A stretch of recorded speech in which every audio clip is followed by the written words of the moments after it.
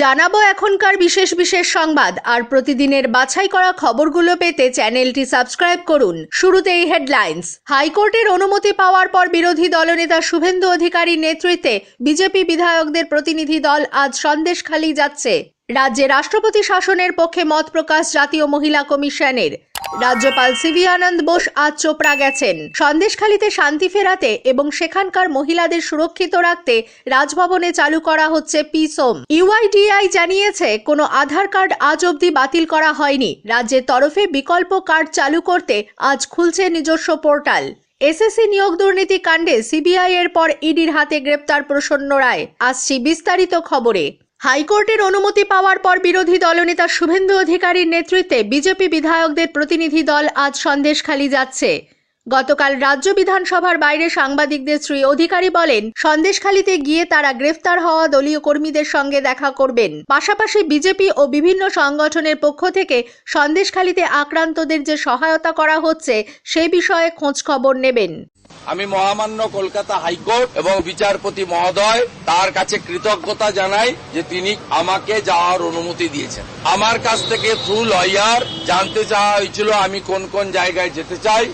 আমি সন্দেশখালী 2 নম্বর ব্লকে 7 থেকে 8টা পাড়া যেখানে মহিলারা অত্যাচারিত হয়েছেন এবং যেখানে ভারতীয় জনতা পার্টির 14-15 জন কার্যকর্তাকে গ্রেপ্তার করা হয়েছে, যে গ্রাম পঞ্চায়েত থেকে আমাদের লোকসভার কনভেনার বিকাশ সিং সহ তাদের সঙ্গে দেখা করতে যাই। সেই উদ্দেশ্যে সকাল 9টায় আমি কলকাতা থেকে রওনা হব সন্দেশখালীর উদ্দেশ্যে।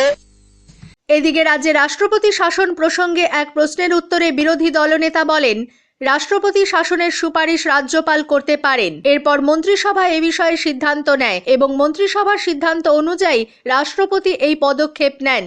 তাই রাজনৈতিকভাবে এ বিষয়ে তিনি কিছু বলতে পারেন না। জাতীয় তপশিলি কমিশনের পর জাতীয় মহিলা কমিশনও পশ্চিমবঙ্গে রাষ্ট্রপতি শাসন জারির পক্ষে সওয়াল করেছে। কমিশনের চেয়ারপারসন রেখা শর্মা গতকাল সন্দেশখালীর বিভিন্ন গ্রামে গিয়ে নির্যাতিতা মহিলাদের সঙ্গে কথা বলেন।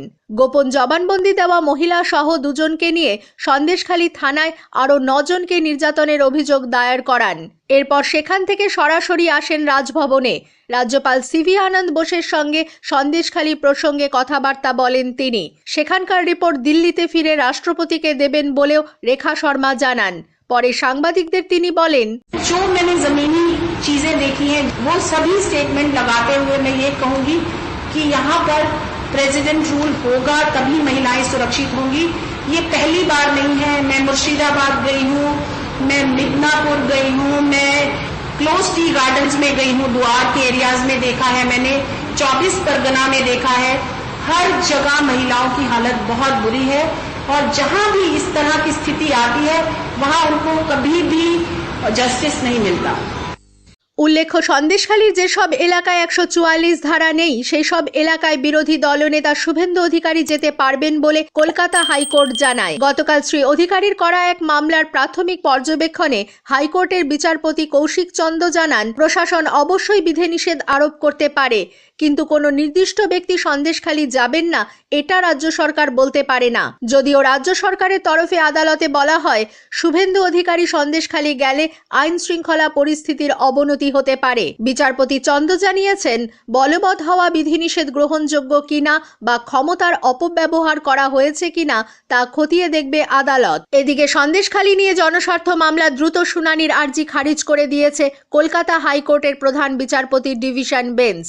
সন্দেশখালীতে কেন্দ্রীয় বাহিনী মোতায়েন করার আর্জি জানিয়ে শুক্রবার হাইকোর্টের দৃষ্টি আকর্ষণ করেছিলেন এক আইনজীবী। অন্যদিকে সন্দেশখালীতে মহিলা নির্যাতনের ঘটনায় সিবিআই তদন্তের আর্জি শীর্ষ আদালত খারিজ করে দিয়েছে। সুপ্রিম কোর্টে দায়ের হওয়া এক জনস্বার্থ মামলায় জানানো হয়েছিল যে ভয়াবহ তথ্য সামনে আসছে তাতে নিরপেক্ষ তদন্ত হওয়া অসম্ভব। ন্যায় বিচারের স্বার্থে মামলা রাজ্যের বাইরে সরিয়ে আনা এবং সিবিআই তদন্ত হওয়া উচিত। এর প্রেক্ষিতে শীর্ষ আদালত জানিয়েছে, সিবিআই তদন্তের নির্দেশ দেওয়ার ক্ষমতা হাইকোর্টেরও রয়েছে, তাই সর্বোচ্চ স্তরে মামলা করার প্রয়োজন নেই।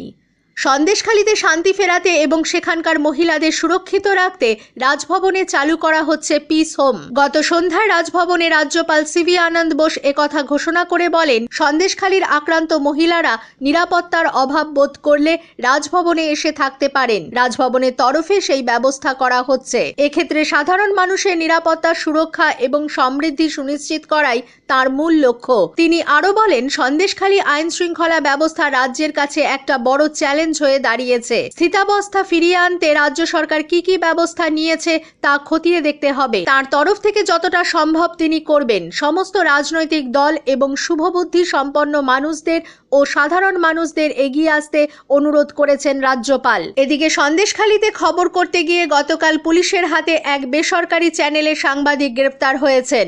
বিনা অনুমতিতে মহিলাদের ছবি তোলার জন্য তাকে গ্রেফতার করা হয়েছে বলে পুলিশের তরফে জানানো হয়। সন্তু পান নামে ওই সাংবাদিককে গ্রেফতারের পর সমালোচনার ঝড় ওঠে। কলকাতা প্রেস ক্লাব এই ঘটনায় উদ্বেগ প্রকাশ করে তার দ্রুত মুক্তির দাবি জানিয়েছে। উত্তর দিনাজপুরের চেতনাগছে বিএসএফ নিয়ন্ত্রিত এলাকায় মাটি চাপা পড়ে 4 শিশুর মৃত্যুর ঘটনায় রাজ্যপাল সিভি আনন্দ বোস আজ চোপড়া গেছেন। গত রাতে শিয়ালদা থেকে দার্জিলিং মেলে যাত্রা শুরু করে আজ সকালে তিনি কিষানগঞ্জে পৌঁছন। সেখান থেকে সড়ক পথে চোপড়ার উদ্দেশ্যে রওনা হয়েছেন তিনি। উল্লেখ্য, তৃণমূল কংগ্রেসের এক প্রতিনিধি দল গত বৃহস্পতিবার রাজভবনে গিয়ে রাজ্যপালকে সেখানে যাওয়ার আবেদন জানিয়েছিল। এদিকে বিএসএফ এর উদাসীনতার কারণেই চোপড়ায় এই মর্মান্তিক ঘটনা ঘটেছে বলে মন্ত্রী চন্দ্রিমা ভট্টাচার্য অভিযোগ করেছেন। মুখ্যমন্ত্রীর নির্দেশে পরিস্থিতি সরজমিনে খতিয়ে দেখতে তিনি গতকাল চেতনাগছে যান। তার সঙ্গে ছিলেন মন্ত্রী গুলাম রব্বানী ও এলাকার বিধায়ক হামিদুল রহমান। অন্যদিকে এই ঘটনায় বিএসএফ এর জড়িত থাকার অভিযোগ অস্বীকার করেছে বিজেপি। উল্লেখ্য, গত 12 ফেব্রুয়ারি নর্দমা তৈরির সময় মাটি ধসে 4 শিশুর মৃত্যু হয়। তাদের পরিবারকে বিএসএফ এর তরফে ক্ষতিপূরণ দেবার দাবিতে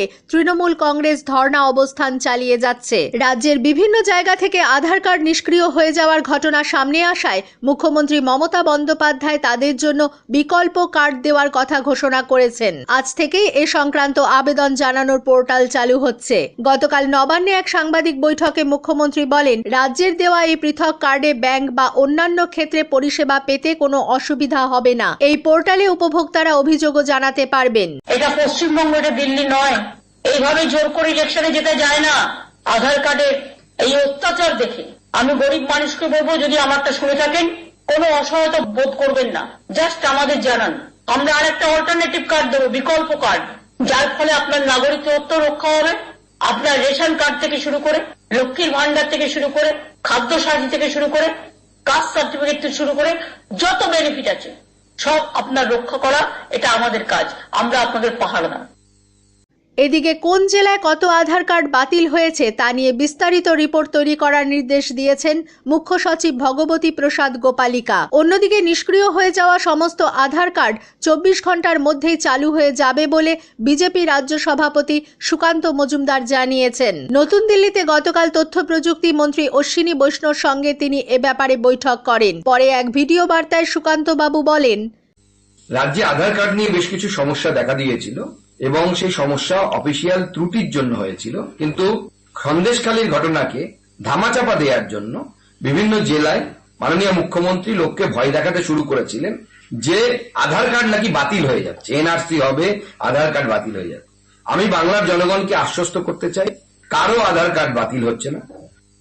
এদিকে কোনো আধার নম্বর বাতিল করা হয়নি বলে আধার কর্তৃপক্ষ ইউআইডিএআই তরফে জানানো হয়েছে। আধার নিয়ে পদ্ধতিগত ত্রুটি সামনে আসার পরই কর্তৃপক্ষের অধিকর্তা প্রশান্ত কুমার নন্দা এক বিজ্ঞপ্তিতে একথা জানান। এই নিয়ে কারোর কোনো অভাব অভিযোগ থাকলে তারা uidi.gov.in এ মতামত জানাতে পারবেন।